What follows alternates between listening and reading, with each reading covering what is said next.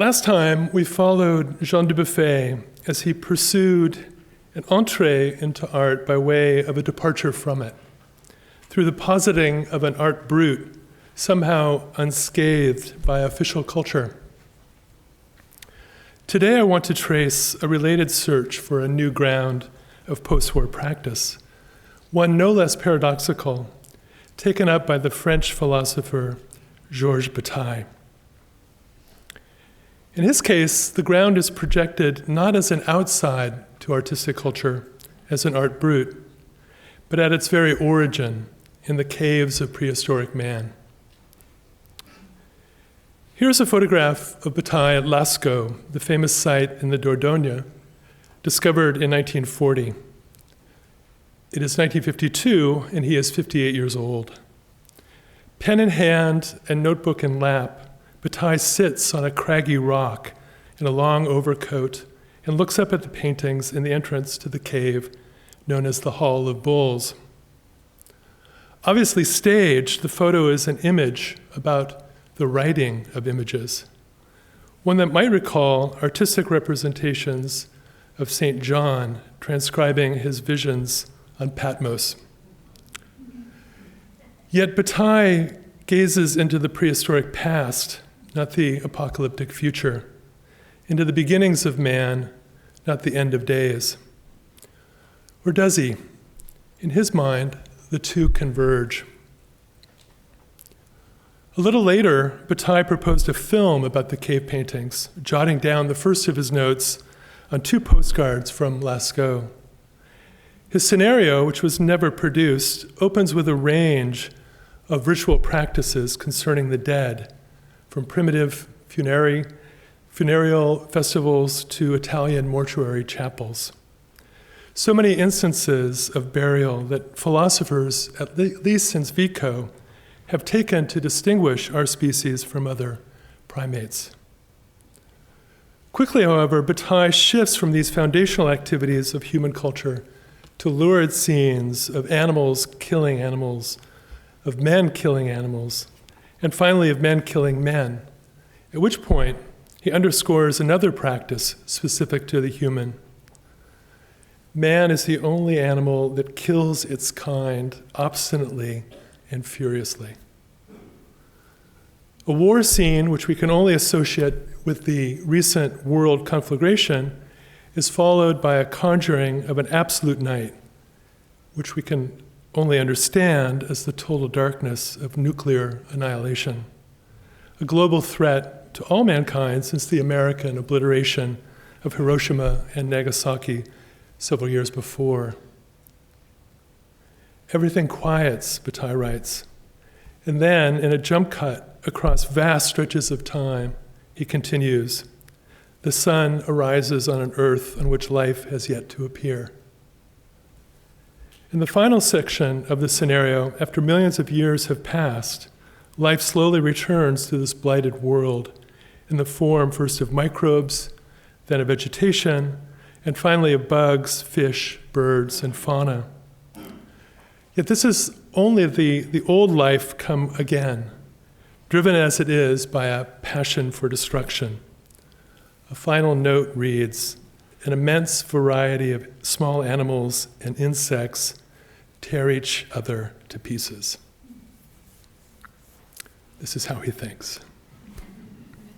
Again and again in the 1950s, Bataille connected the eventual extinction of human life with the emergence of Homo sapiens, which he took to be announced, however ambiguously, in the paintings of Lascaux and other caves of the Upper Paleolithic period. In his time, the Lascaux images were dated to almost 30,000 BCE. Now it is somewhere between 15 and 20,000 BCE. This link between prehistory and post-history is unexpected, and apparently it surprised Bataille too. In a lecture in 1955, again with the discovery of Lascaux and the threat of annihilation in mind, he has only this to say, I am simply struck by the fact that light is being shed on our birth at the very moment when the notion of our death appears to us. His was a generation of French intellectuals that before World War II had pondered the Hegelian proposition that the end of history had come. Schooled in the subject by Alexandre Kojève, the great difference was that after the Holocaust and the hydrogen bombs, this end was no longer hypothetical. It was the specter of the actual end of man that prompted Bataille, as it did others at this time, such as the architectural historian Siegfried Giedion, to speculate on the possible origins of the human. For us, Bataille wrote, also in 1955, a new but indefinite time is being born, in a manner similar to the first dawn. What is the time that Bataille evokes here? What is involved in his montage of prehistory and posthistory, of the caves where humans first emerged and the ruins through which they now wandered? In what ways was the remote ascent from animality called up by the recent descent into barbarism? Well known as a dissident surrealist in the Parisian avant-gardes of the 1920s, Bataille is less familiar as a controversial thinker in the 1930s and 40s, who, skeptical of both the unstable socialism of the Popular Front and the rigid Stalinism of the Communist Party, explored the psychology of fascism with an ambivalence that remains troublesome to this day. However, after the turpitude of the occupation, the devastation of the World War, and the horror of the Shoah, the 1950s presented a different conjuncture, and Bataille redirected his thought, in large part through a turn to questions of prehistory. To a degree, this shift was provoked by the publication in 1952 of 400 centuries of cave art by the Abbé Henri Breuil, the preeminent prehistorian of the previous generation, who gathered his extensive research on the Franco-Cantabrian caves in this volume. Breuil was the first expert to be called to Lascaux after its discovery. You see him here. Reviewed by Bataille a year later, 400 Centuries guided his own thinking on prehistoric art, even though he disagreed with many of its conclusions. Several essays on this subject preceded his own book, Prehistoric Painting, Lascaux, or the Birth of Art, which appeared in spring 1955. And a few more texts followed it, including his final book, the sketchy Tears of Eros, written in 1959, when Bataille was already quite sick, and published in 1961, a year before his death. Now, just to situate you a little, here are the caves as he presented them in his own book. And you see Lascaux there, the upper right. And if you drop down directly, almost all the way down, you'll see Les Trois Frères, which is the other cave that I will take up, as indeed Bataille did. Bataille renders the distant past of the caves very present in the pages of his book, Lascaux. There's great immediacy, not only in its lively prose, which he made almost melodramatic for the popular readership that his publisher, Albert Schira, hoped to attract, but also in its deluxe photographs, which were the first color images of Lascaux to be published. Together, the prose and the photos take us on a virtual tour of the caves as though we were alongside Bataille. I insist upon the surprise we experience at Lascaux, he writes early in the book, and later he comments, line and color have been left miraculously untouched by passing ages. Our response to this art is so direct that we lose all idea of time. Bataille summons a powerful aura here. Aura in the sense, given the term by Walter Benjamin, a sudden coincidence of the very remote and the very near. Not just a publishing ploy, this effect of immediacy was essential to the thesis of Lascaux. For Bataille insists not only on the presentness of the animals depicted on the walls and the rituals performed in relation to them, but also on our own participation in the miracle of humanity begun there. If Lascaux represents the birth of art and man alike, it is an origin that, in his view, must be recovered, even reenacted in the present. Lascaux asks us no longer to deny what we are, Bataille argues. Through its contemplation, we can finally gauge what that identity is. Note the odd past-future temporality here. It is a preposterous tense that recurs in his writing on parietal art. Parietal art here just means cave walls. The registers of knowing and unknowing are also ambiguous. Yet one thing is clear.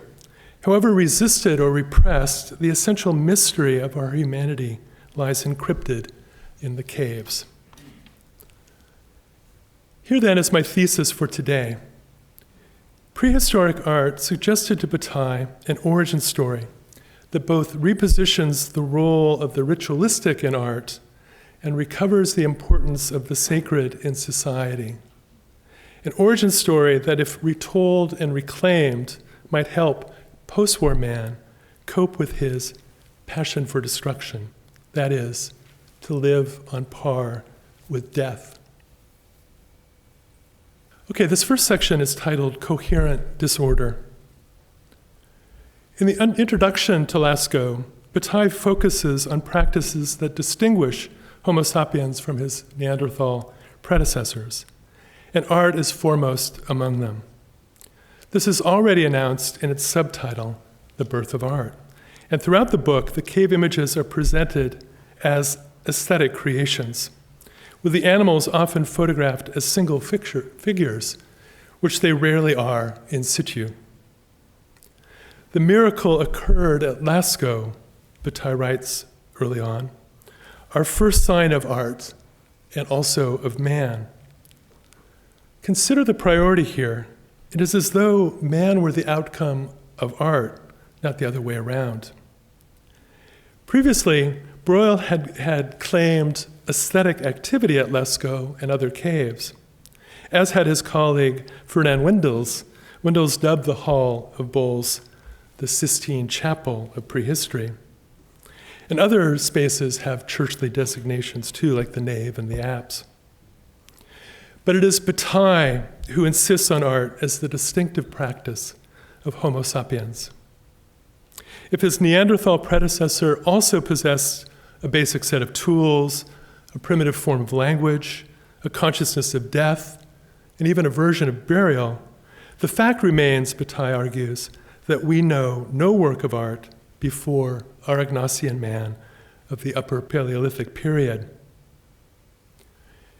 Yet, as we will see, the birth of the human, if the birth of the human is punctual for Bataille, the passage of animal to man, this is a favorite phrase, is a threshold that can be traversed in both directions again and again. I should say right away that I'm concerned here with what Bataille believed, not what prehistorians think today. Maybe you will have seen recent reports that this idea that the Neanderthal did not have a version of art is now much disputed. In the first instance, Bataille frames prehistory as a protest against utilitarian activity, or the art of prehistory as a protest against utilitarian activity. So this epochal shift is also one from a world of work alone to a world of play as well. In some respects, Bataille rethinks Homo sapiens in terms of the Homo ludens of Johann Huizinga, whose celebrated text of that title was published in 1938. Only a few years before Lascaux, in the first volume of The Accursed Share of 1949, Bataille had articulated his theory of a general economy, according to which the central problem for any society is not how to deal with scarcity, but how to discharge surplus. This is the accursed share that must be spent in games, festivals, potlatches, and indeed art. And his rejection of the primacy of the utilitarian continues in Lascaux. Bataille makes this case not only in general terms, only man who plays counters the Neanderthal man who works, but also in specific relation to parietal art. Only play and not some practical purpose could have prompted the cave paintings. By practical purpose, Bataille means any imagined control over the depicted animals by means of representation. The calculated simplicity of magic explains nothing about the images for him. The cave paintings are not utilitarian in this way. In fact, many arise from gratuitous doodlings and unintelligible signs. That is, many are not even mimetic in the first instance. This reading leads Bataille to see the pictures as discovered as much as invented, as prompted by natural contours, cracks, and colorations in a given wall, or even by bear scratchings. It is plain that the art of imitating the outer aspect of animals by means of painting or engraving could not have been put to use before it came into being, and in order to be, it had first to be found in the course of accident, chance, or play. This emphasis on the ludic and the aleatory bespeaks a modernist aesthetic. One thinks of the surrealist embrace of chance and accident in particular. Not incidentally, a parallel position was advanced in an art historical inquiry of the time. In 1956, only a year after the publication of Lascaux, Ernst Gombrich delivered his Mellon lectures on the psychology of perception, in which he argued famously that making comes before matching. That is, that the making of a representation with its conventions of depiction, which Gombrich calls schemata, precedes the matching of the representation to the world with its criteria of verisimilitude. However, in Lascaux, Bataille suggests, again in a manner consistent with his old surrealist milieu, that finding precedes both making and matching. In a sense, Lascaux is the ultimate trouvaille, the ultimate found object. Found object, of course, is a key term in surrealist aesthetics. After the introduction, Bataille tours the principal sections of Lascaux one by one, and here you see them. The Hall of the Bulls, which leads to the axial gallery. Take a right towards the nave and the apse. And I want you to see where the shaft is. I will call it the well. That's a famously crucial area of Lascaux. So he tours the principal sections. He is concerned first with the composition of the pictures, or rather the lack thereof, especially in the Hall of Bulls and the axial gallery. The hall, an expansive cavern, is dominated by a cavalcade of horses, punctuated by a few massive bulls and smallish deer, while the gallery, a tight cul-de-sac, presents a range of animals, mostly horses and bulls again, but also cows, ibexes, asses, bison, and a bear, some of which appear in the nave and the apse as well, which are accessed through a passage to the right of the Hall of the Bulls. To different degrees, figures overlap or are superimposed in all these spaces, which suggests to Bataille, who follows Breuil here, that the pictures were produced over an extended period. Often, too, almost every available patch of wall is used. Along with the confusion of figures, then, there is a disorientation of the viewer, especially in the axial gallery. Action splits, scurries in every direction, and images appear on the ceiling in ways that defeat any possibility of unity.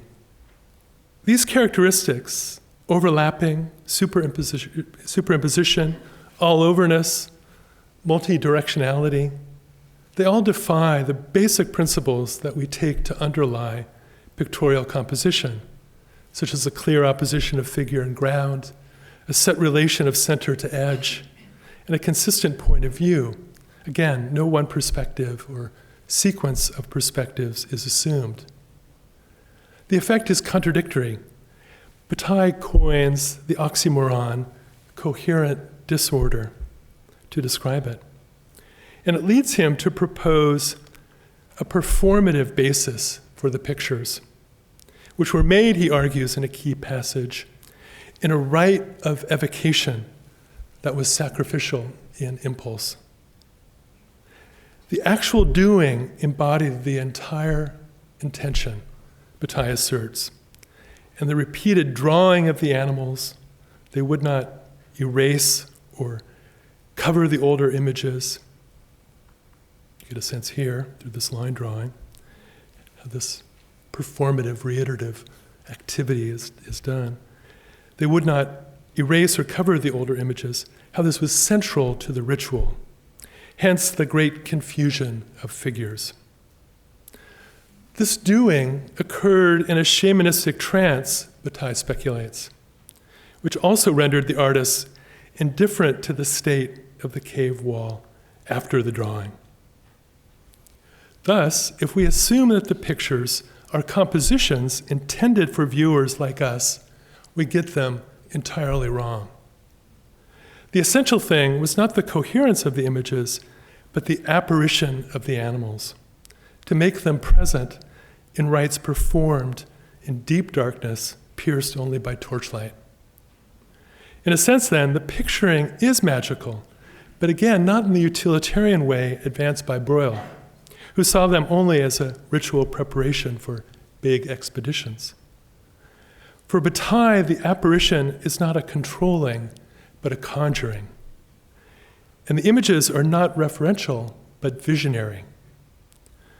The moment the animal is seen, he writes, is a passionate moment. And the animals are relatively well-formed because they have to be, in a sense, rendered present in the ritual. This, at least, is his initial explanation. Note that there is no division between ritual and art for Bataille, as there was for other philosophers, Benjamin prominent among them. In fact, it is crucial to Bataille that art recapture this ritualistic basis. A moment ago, I said that parietal art challenged basic principles of pictorial composition, but this is mostly a modernist projection of my own, for these principles were not in place to be challenged. Certainly the images in Lascaux and other caves follow certain conventions. For example, after Breuil, Bataille notes the twisted perspective of some of the depicted animals. That is, sometimes bodies are presented in profile, while heads or horns are turned 3/4 or full face, as with the bison here. Yet for the most part, Bataille highlights the elaboration of implicit configurations found in the walls because it is not clear what mimetic schemata in the Gombrickian sense, conventions of representation, it's not clear if they existed or if they did exist, what they were, if they existed at all as yet. Let me elaborate on this point briefly. In an important text from 1969, Meyer Shapiro argued that the wall of cave art was not regarded as a field. That is, even if it was scraped down, its surfaces were not smoothened, its extent not bounded, and its figures not ordered. Such a prepared support was an invention of a later stage of humanity, one that accompanied the development of polished tools in the Neolithic and Bronze Ages and the creation of pottery, and an architecture with regular courses of jointed masonry. It is this prepared field that was a precondition for such conventions as the transparency of the picture plane and the illusion of pictorial depth, neither of which pertain in cave painting. Not only is the image not seen as fully distinct from its support, the wall, but the image is not understood as entirely separate from its referent, the animal. In effect, the wall is treated less as a ground for representation than as a membrane for conjuration. Animals are not represented from the outside world on the wall so much as they are made present from a spirit realm through the wall. Again, the act of painting is less mimetic than evocative, and the primordial convention that art exists first and last to be beheld is here not primordial at all. Last time we saw how the art of the child and the insane also question this assumption for Dubuffet. It is this apparent status as a near tabula rasa, which Bataille does not fully articulate, that allows him to claim Lascaux as the very birthplace of art, as a miracle that precedes and so trumps all other fresh-sprung arts, such as those of ancient Egypt and Greece, so privileged by Gombrich and countless others. At Lascaux, nothing had to be broken, nothing needed undoing, Bataille writes. Lascaux was the first doing, the first step, the beginning.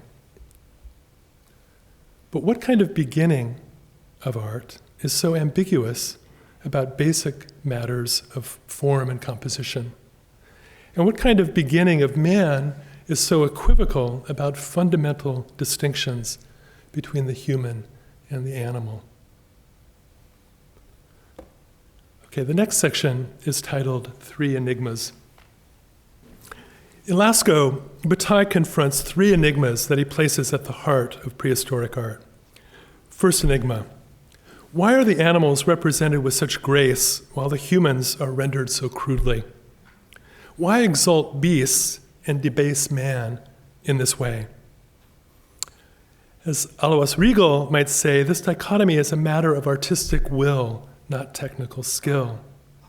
Apparently, man from the earliest times could have depicted his brethren with the same precision he used with animal images. Bataille writes, he did not want to do this.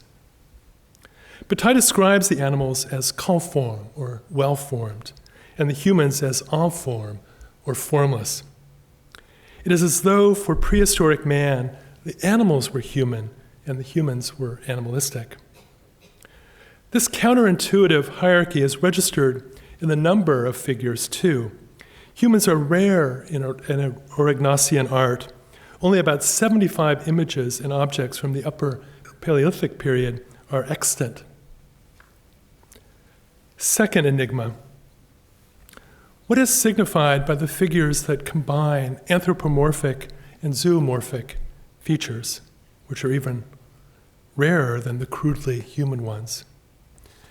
If the first dichotomy in representation indicates an originary difference between man and animal, do these anthropic creatures point to a persistent affinity between them? Or does the combination of features bespeak another relationship altogether, a mix of identification with the animal and obeisance to it? Third enigma: what exactly is at stake in the famous scene located in an obscure shaft in Lascaux known as the Well, involving a disemboweled bison and a supine man? Significantly, is itophilic, that is, his penis is erect. What possible mystery is invoked there? Let me take these riddles one by one. Bataille mentioned the first enigma, the shocking duality at the beginning of figurative representation, well before the discovery of Lascaux. It appeared initially in his 1930 review of a book titled L'Art Primitif by Georges-Henri Luquet, the pioneer in the study of the art of children, whom we encountered last time with Dubuffet. And already there, Bataille claimed this dichotomy as a key to the psychology of prehistoric man. However, a long pause in this line of thought ensued. Bataille took up related questions in the 1930s and 40s, but not this exact one. He returned to it only in 1952 when Breuil published his 400 Centuries of Cave Art. This book prompted Bataille to 3 texts in quick succession, an unpublished lecture in 1952 and 2 articles in 1953, followed by another talk in 1955, just prior to the appearance of Lascaux. Yet even after the publication of this book, this enigma reappears in his writings. It is a contradiction that Bataille does not resolve, but only repeats. So it is with the variations in a mythic narrative, according to Claude Lévi-Strauss. And certainly this enigma has mythic force for Bataille. Perhaps he wanted not to resolve the enigma so much as to reactivate it, precisely as a myth. In any case, it is essential to him, and he believes essential to us, to puzzle over its terms. What it is to be human may be secreted there. Both before and after Lascaux, Bataille also considered prehistoric figures of women, most of which are tiny sculptures in stone or ivory, such as the celebrated Venuses of Willendorf and Lespugue, just over 4 inches and just under 6 inches tall, respectively. They are named after the towns in Austria and France near which they were discovered. Although not nearly as well formed as the animal pictures, these female figures are not quite as formless as the male ones. They constitute a third world, Bataille comments vaguely. And yet, he argues, the women have 2 points in common with the men. Their human aspect is also suppressed, and emphasis falls on their sexual organs. He accepts the standard claim that the figures represent an ideal of female fertility, but notes that here, idealization tends in the direction of what to us is deformity.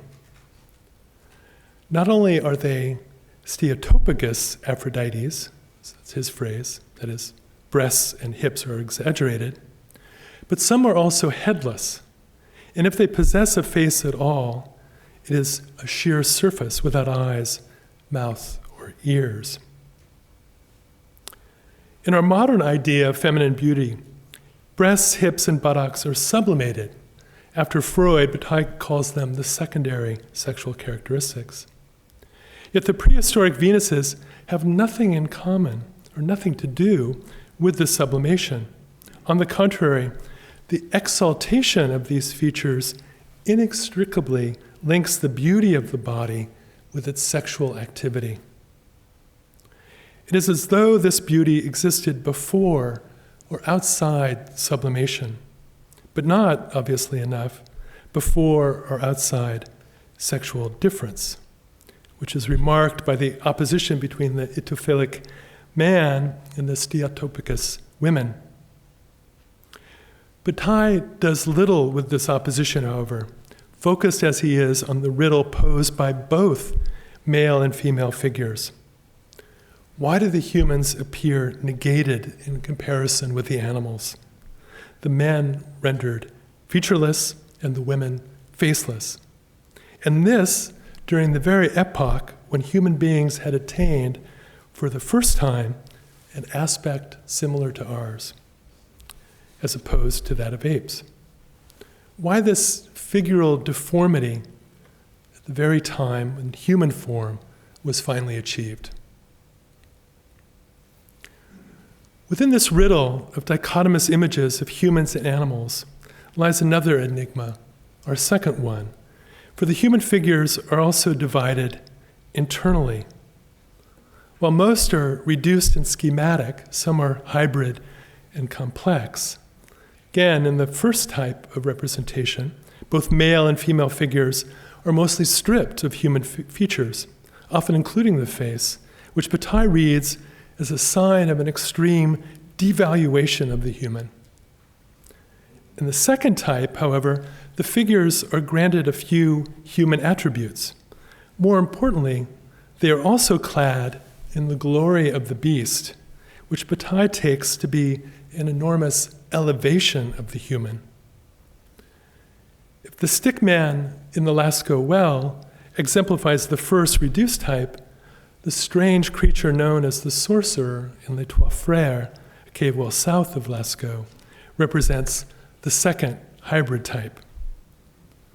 Both incised and painted, this figure, 2.5 feet tall, is neither vertical nor horizontal. Breuil understands him to dance or to prance, a posture that places the sorcerer ambiguously between the human and the animal in orientation. And his features are also mixed. While his beard, legs, feet, hands, and sexual organs are relatively human, his antlers and ears derive from a stag, his tail from a horse. His owlish face is especially odd, and his outward gaze is very rare. Typically, Breuil reads the sorcerer in functionalist terms, as a spirit controlling the multiplication of game and hunting expeditions. Yet his status is not clear. In fact, nothing is certain about this figure, who embodies a confusion that is also sexual. His penis appears to curve up and outward from his anus. Is there an unknown logic, a pensée préhistorique, encoded in this complex image?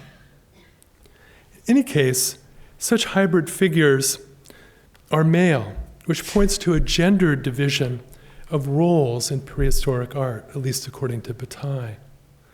Women represent the physical realm of sex and reproduction, while men preside over the sacred realm of eroticism and death.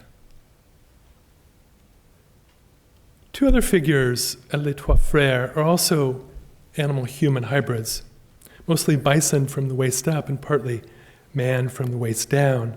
Both are phallic as well. One of the creatures, just a foot high, appears more bison than man. And like the sorcerer, he is neither vertical nor horizontal. The other creature, only 8 inches high, is more vertical, which is to say more human in posture. After Breuil, Bataille understands him to play a musical bow. Sometimes he also slips into anecdotal accounts. In doing so, he sees this figure to lead the animals that appear before him in an animal symphony. Though the actual welter of bison, horses, and reindeer here is far less composed than the term symphony suggests. Maybe you can pick him out in the center left there. Clearly, this is less a composition of pictorial figures than a repetition of ritual acts. Bataille credits this bison man with a promise of triumphal domination, but stipulates that, as with the sorcerer, this domination comes only on the condition that his humanity be masked. This last paradox soon emerges as a key to the second enigma that all 3 figures at Les Trois Frères pose for Bataille. Again, he insists that they are removed from any utilitarian purpose. The sorcerer in particular signals a no to the man who works. More, Bataille detects here an apology for the disruption that human labor brought to the animal world, as if amends were required for the real power that calculating deliberation had won for emergent man. Obviously, Bataille projects this sense of contrition. He needs it to explain why prehistoric man would hide his features behind an animal mask. Why, at the very moment that he achieved his human aspect, he would conceal it as though he were ashamed of his face. This is the paradox that the hybrid appearance of the shamanistic figures at Les Trois Frères registers for Bataille. The second enigma confuses Bataille more than the first, or rather, he shares in the confusion that he sees encoded in the therianthropic figures, a confusion that he ascribes to the ambiguous status of the animal for prehistoric man. In the first instance, according to Bataille, the animal represents raw life that other world of wildness, of darkness, which man sheds in order to become human at all, to become the man not only of work and taboo, but also of art and play. It is this animality to which man reverts at times of sacrifice, festival, and the rite of evocation that is the painting of the caves. In other words, man establishes this animality only and precisely at the moment of his emergence from it. All at once, the animal is defined as other to the stifling regularity of the human order. And this, in turn, sets up animality as the condition to which man regresses when he overflows into savagery and thrills to transgression. The passage of animal to man is thus not simple, nor is it final, for it can be reversed. Moreover, in its new difference from the human, the animal also comes to represent other figures of alterity, of otherness to man. Not only the dead, but also the divine, which are not very distinct at this point. It is for this reason that Bataille refers to the sorcerer also as a god. In this way, then, the animal is positioned both below man and above man, at once subhuman and superhuman, subordinate and sovereign. No wonder the sorcerer and his confrères appear confused. They exist not only between man and beast, but also between man and God. This ambiguity may be irreducible.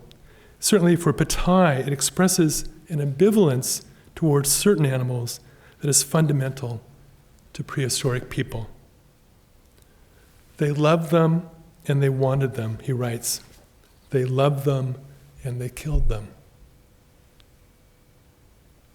This brings us to the third enigma, which is encrypted in a small group of pictures in the Lascaux well, very famous set of pictures.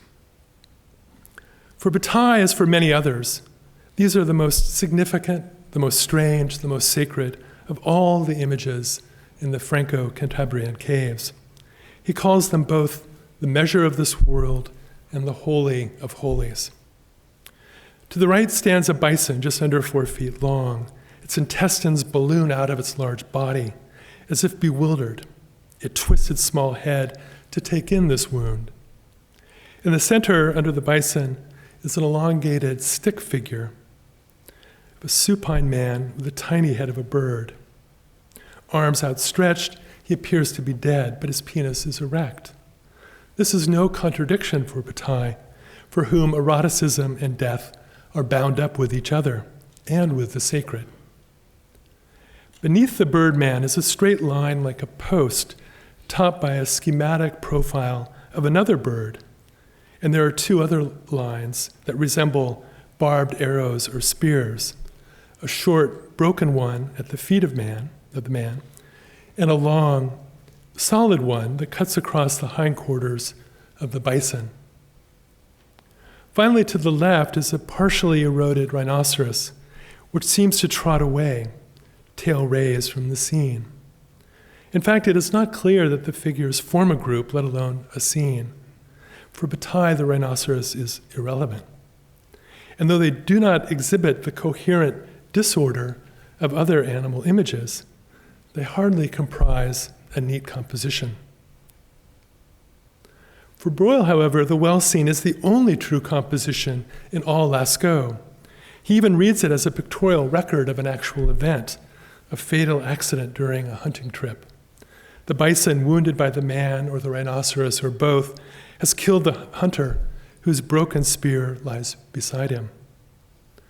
Once again, Bataille demurs, at least in part, for there is a referent for him here too.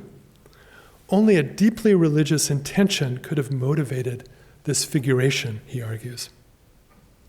This intuition leads Bataille to draw on the account presented by the German prehistorian Horst Kirchner, for whom the man is a shaman in the throes of an ecstatic trance. The bison is his sacrifice, and the bird on the post is its guide to the other world. Yet Bataille finds death as well as sacrifice in the scene. In the death of the man, he writes, we can in fact only see a dead man in the fallen figure, is linked to the death of the animal. Stricken with guilt for his sacrificial murder, the man offers up his own life as a compensation to the first victim, the first sacrificial victim. It is this alleged encounter with death, touched by the sacred, that prompts Bataille to see the well scene as the inaugural moment of religion. This representation invites us who face it to draw a fundamental power from the contemplation of death, the power to live on par with death, which is proper to religions of all times. When Bataille returns to the scene a few years later in Eroticism of 1957, he sees it explicitly in terms of sacrifice and expiation. He recalls it one last time in the Tears of Eros of 1961. He deems it essential to go beyond this account. However, this beyond is little more than a final surrender to the essential mystery of the well. It's not really a question of solving this enigma, Bataille writes. Being the first enigma posed by humans, it asks us to descend to the bottom of the abyss opened in us by eroticism and death.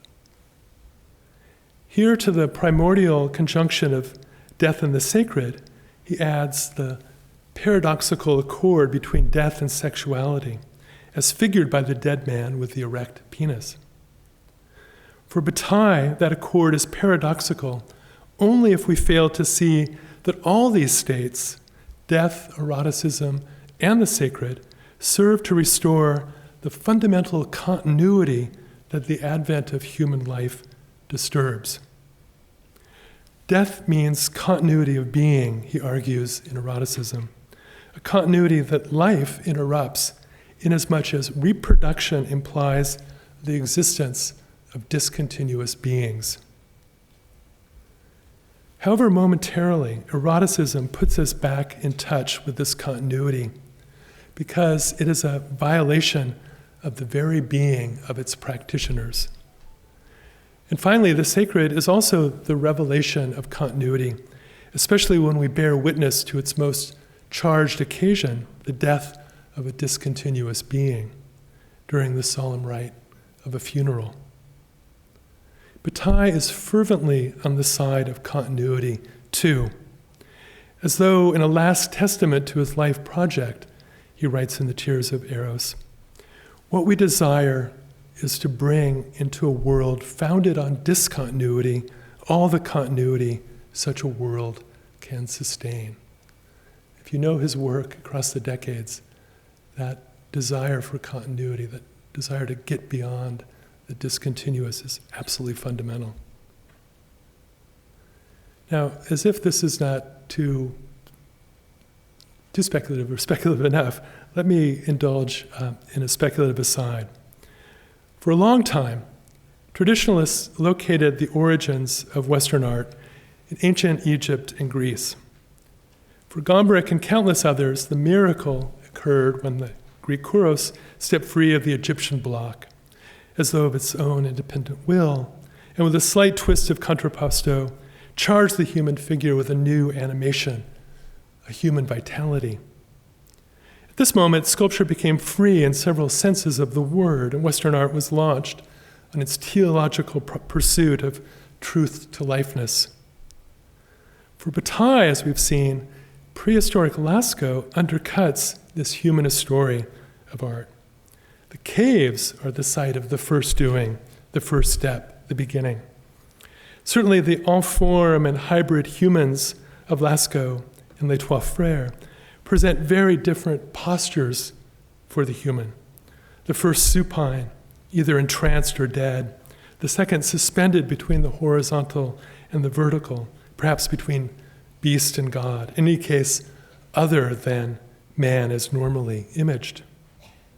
So too do the prehistoric enigmas of the stick man and the sorcerer appear to displace the classical riddle of that human posed to Oedipus by the Sphinx. The sorcerer appears almost to combine Oedipus and Sphinx in one impossible form. The answer to the riddle is still man, but the question of origin bears less on what distinguishes the human from the animal than on how they are bound together in the sacred. In this mythology, the wounded bison in the well also preempts the Greek Minotaur. Certainly Bataille regarded the well scene as a sacrificial bullfight, perhaps the inaugural one, and his own quest in the caves can be understood as a personal tauromachy, personal bullfight. Whereas the Minotaur, the product of a bull and a woman, Queen Pasiphae of Crete, was seen as a monster by the ancients, it was redeemed as a figure of the unconscious by surrealists like Man Ray. Here Bataille revises both readings of the Minotaur in turn. The labyrinth where the monster is trapped becomes the cave where man emerges. And the probing of a private psyche becomes the recovery of a collective sacred. Implicitly, the well scene is also a primal scene, the Freudian term for the situation in which, as children, we witness or believe we witness sex between our parents, more in which we believe we witness our own creation. And here I show you a drawing from the case history in which Freud developed the idea of the primal scene. Now, the primal scene is fundamentally enigmatic. Is it a memory, a fantasy, or a combination of the two? Actually, this may not be such a stretch after all, for the primal scene was an important model of surrealist picture making, especially for Max Ernst, which Bataille surely knew. Now, the uncertainty of the primal scene, again, is it real, imagined, or both, renders it spatially complex. As in a dream, we are positioned both as a viewer outside the scene and a participant within it. Nevertheless, Freud deemed the primal scene basic, so basic as to be phylogenetic, that is, a universal schema that each of us elaborates or can elaborate in his or her own way. In a sense, the well scene is even more universal than the primal scene. For here, according to Bataille, mankind witnesses its own coming into being. And as in Freud, so in Bataille, we are both audience of the scene and actor in it, which is at once seductive, traumatic, and enigmatic. Or more precisely, it is both seductive and traumatic because it is enigmatic. The impact of the scene, its value as well, are intensified by its ambiguity, Bataille writes. It introduces a dramatic element into an art where drama, though latent everywhere, seldom takes form. In fact, for Bataille, the well scene is intrinsically contradictory, given that it denies what it is usual to affirm, our human aspect, and shows what is ordinarily veiled, our sexual parts. And like a mythmaker, according to Lévi-Strauss, Bataille offers up various versions of this enigma because he is not able, or perhaps not willing, to resolve the contradiction. In Lascaux, he suggests no less than 4 different relationships between the human and the animal. Separation of man from the animal understood as beast, effacement of man before the animal understood as sovereign, as divine, partial concealment of man in the guise of the animal as beast, and partial identification of man in the guise of the animal as sovereign. Okay, my final section is titled Continual Recreation. Already in his dissonant surrealist days, Bataille regarded sacrifice as a human action more significant than any other. Yet during this period, he attended mostly to its effects on the individual, its radical liberation of the person. However, by the mid-1930s, with the dominance of fascism and Nazism in Europe, Bataille stressed the importance of the sacred for the collective. In fact, he came to see sacred experience as essential to all social integration. Thus, he dedicated 2 projects, Acéphale and the Collège de Sociologie, to its reactivation. The first was an abortive publication, the second a failed philosophical society.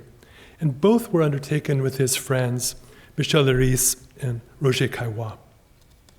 Paradoxically, for all 3 thinkers, it is ambivalence, elementary phenomena of attraction and repulsion, that animates the sacred and that binds the social.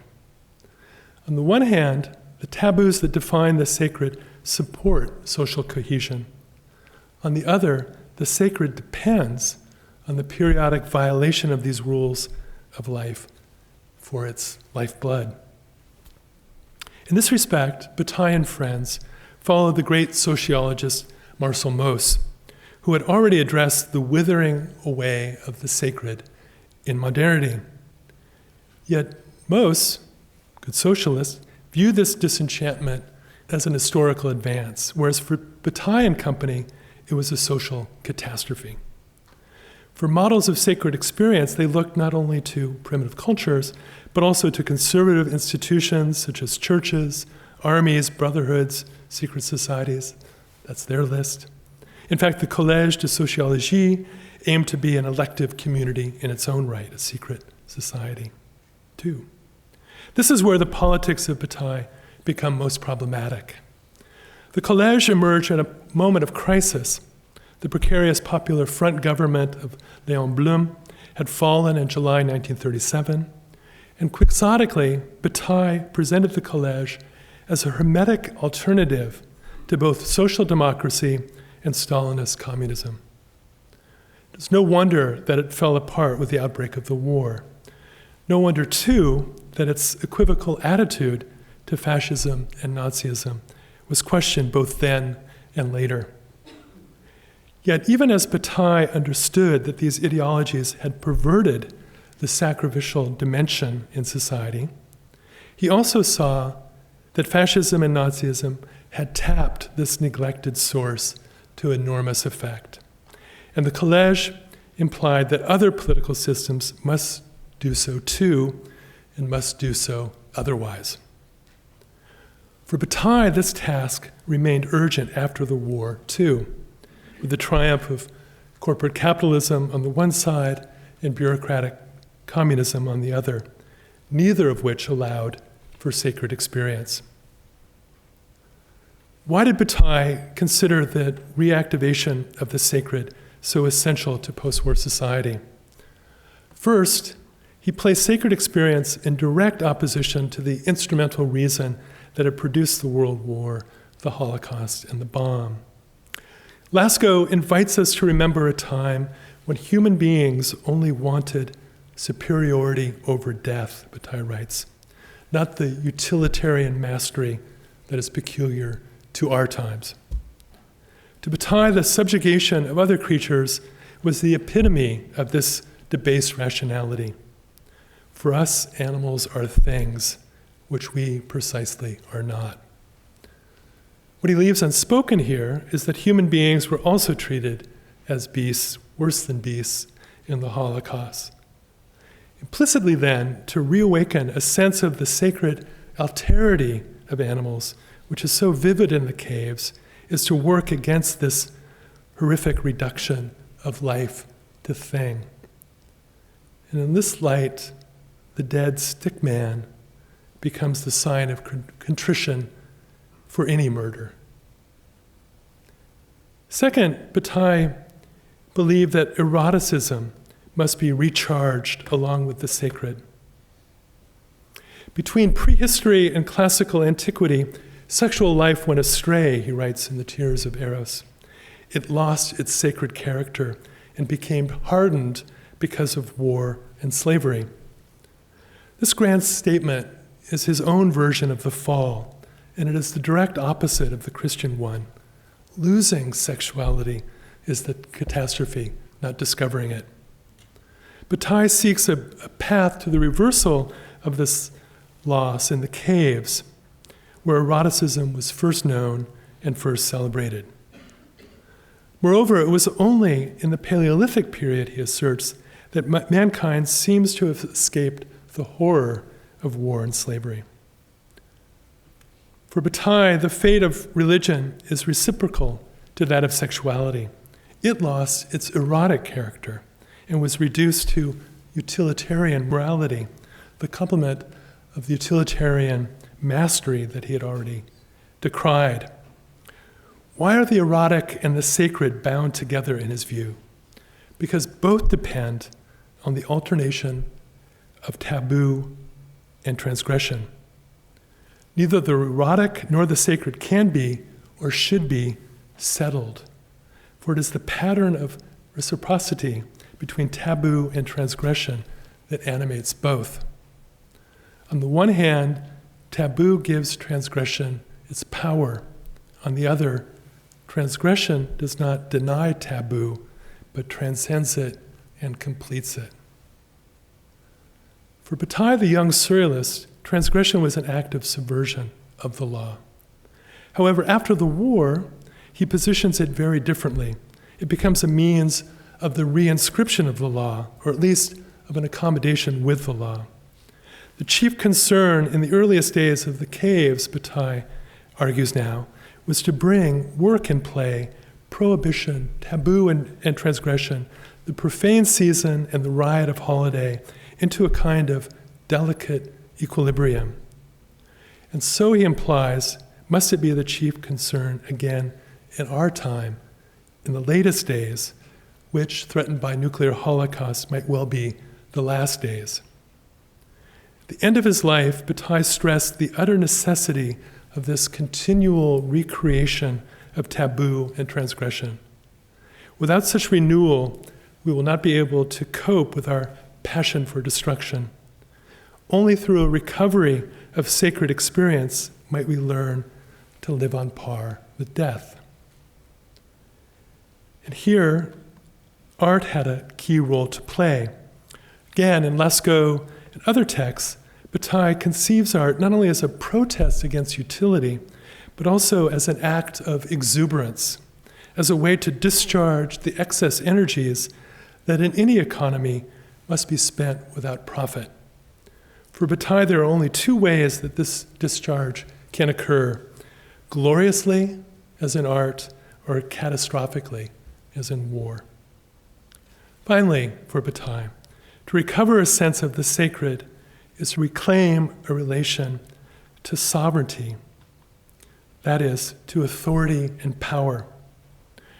Recall his view of the double position of the animal in the caves as both beast and god.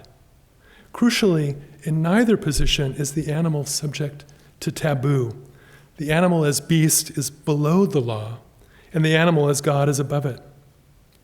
In acts of transgression and at times of ritual, such as the painting of the caves, man is in touch with both positions, with the instinctual world of raw sensation on the one hand, and with the heterogeneous world of divine sovereignty on the other. And from this double perspective, man can see through the law. That is, he can see that it is a matter, first and last, of authority, of power. For Bataille, any society must come to terms with this fact, that law is founded in violence, not in justice. He had understood this point in the 1930s. Indeed, he affirmed it then. For obvious reasons, he was more circumspect in the post-war period. But he still believed that the question of sovereignty and the dynamic of violence and law could not be ignored. Fascism and Nazism had produced an acute reactivation of the latent sovereign agency of what power really was about. Now this agency had to be transformed into wholly other terms. One could not return to the religious and royal edifice of the past, Bataille insisted. We could only go further. And one way to go further was to go back. back to the caves, to make them live again, as he put it, in ourselves. Not in the manner of the eternal present proposed by modernist humanists like Siegfried Gideon, but in the mode of an indefinite time, a preposterous time, in which the present might recapture the prehistorical in a continual recreation of the erotic, the sacred, and the sovereign. This finally is what Bataille seeks in the caves.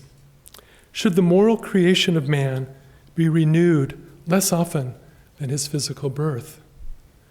Hence his emphasis at Lascaux and other sites on presence and participation, including our own, especially our own, however imagined it must be.